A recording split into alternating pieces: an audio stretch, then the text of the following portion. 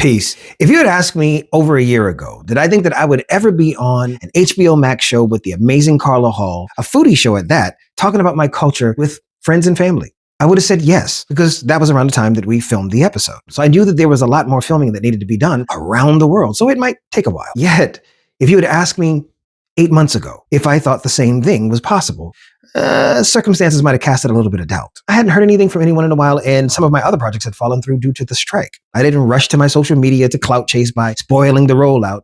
Patience, perseverance, keep doing my own thing in the meanwhile, and let whatever will be, be. It took me a while to learn that. I used to fry all of my ideas, just sear them, crank them out, clink, clink, order up. In due time, I learned to broil my ideas, which took a little bit more time, but still direct heat. Let's go, let's go, let's go. I had to learn to let those ideas bake, slowly, engulfed by the heat, and develop over time. It started to make sense to me why an underdeveloped idea was referred to as half-baked. Even now, there are many ideas and projects and goals and things that I've done that are still in the works that I can't say anything about until it's time to roll them out. I understand the magnitude of opportunities like this and the effect that they can have on you personally and professionally, and even financially. Yeah, that's right.